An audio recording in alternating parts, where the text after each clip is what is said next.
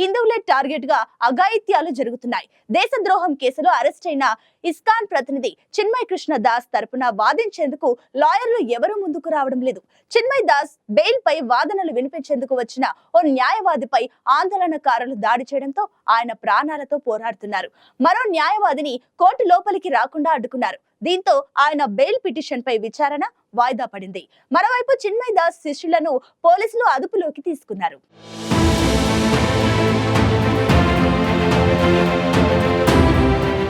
బంగ్లాదేశ్లో హిందువుల రక్షణ కోసం నిరసన చేపట్టిన ఇస్కాన్ ప్రతినిధి చిన్మయ్ కృష్ణ దాస్ అరెస్ట్ ఉద్రిక్తంగా మారుతోంది. ఆయన్ను విడుదల చేయాలని డిమాండ్ చేస్తూ బంగ్లాదేశ్లో హిందువులు ఆందోళన చేపడుతున్నారు. బంగ్లాదేశ్ జాతీయ జెండాను అవమానించారంటూ ఆయనతో సహా పలువురిపై దేశద్రోహం కేసు నమోదు చేశారు.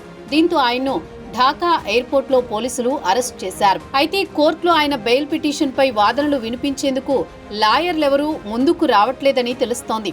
కృష్ణదాస్ కేసును వాదించేందుకు ముందుకు వచ్చిన ఓ న్యాయవాదిపై ఆందోళనకారులు తీవ్రంగా దాడి చేయడంతో ప్రస్తుతం ఆయన పరిస్థితి విషమంగా ఉందని, ఆసుపత్రిలో చికిత్స పొందుతున్నారని ఇస్కాన్ ప్రతినిధి రాధారామన్ దాస్ తెలిపారు. అంతటితో ఆగకుండా న్యాయవాది ఇంటిపైన దాడి చేశారన్నారు. బంగ్లాదేశ్కు చెందిన పలువురు న్యాయవాదులు ఈ ఘటనలను ఖండించారు. చిన్మయ్ కృష్ణదాస్ తరపు న్యాయవాది హత్యకు గురయ్యాడంటూ గత నెలలో సోషల్ మీడియాలో ప్రచారం జరిగింది. అయితే ఈ ప్రస్తావనలో వచ్చిన లాయర్ పేరు సైఫుల్ ఇస్లాం అని విచారణలో తేలింది. ఆయన ప్రభుత్వం తరపు న్యాయవాది అని, అతను చిన్మయ్ దాస్ కేసులో పోరాడలేదని తెలిసింది.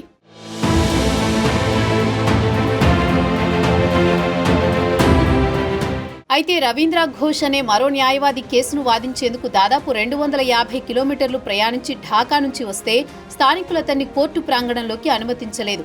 దీంతో చిన్మయ్ కృష్ణదాస్ తరపున కేసును వాదించేందుకు లాయర్లు భయపడుతున్నారు. దీంతో బెయిల్ విచారణను బంగ్లాదేశ్ కోర్టు వచ్చే నెలకు వాయిదా వేసింది.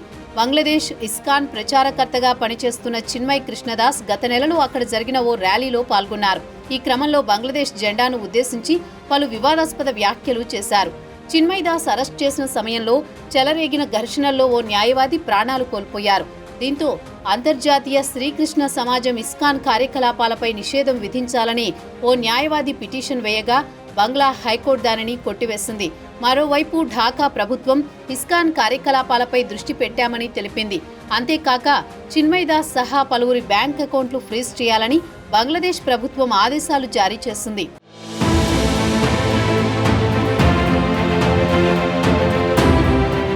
మరోవైపు బంగ్లాదేశ్ మాజీ ప్రధాని షేక్ హసీనా దేశం విడిచి వెళ్లినప్పటి నుంచి మైనార్టీలపై హింసాయుత ఘటనలు జరుగుతున్నాయి. బంగ్లాదేశ్లో హిందువుల నిర్బంధం, అఘాయిత్యాలు కొనసాగుతున్నాయి.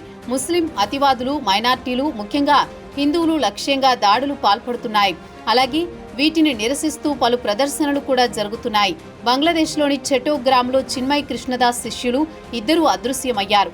అయితే వారిద్దరూ అదృశ్యం కాలేదని బంగ్లాదేశ్ ప్రభుత్వమే వారిని అరెస్ట్ చేసినట్లు తెలుస్తోంది. ఇప్పటికే చిన్మయ్ కృష్ణదాస్ను దేశద్రోహం నేరం మోపి జైలులో పెట్టిన బంగ్లా తాత్కాలిక ప్రభుత్వం ఇప్పుడు ఆయన శిష్యులిద్దరిని అరెస్ట్ చేసింది.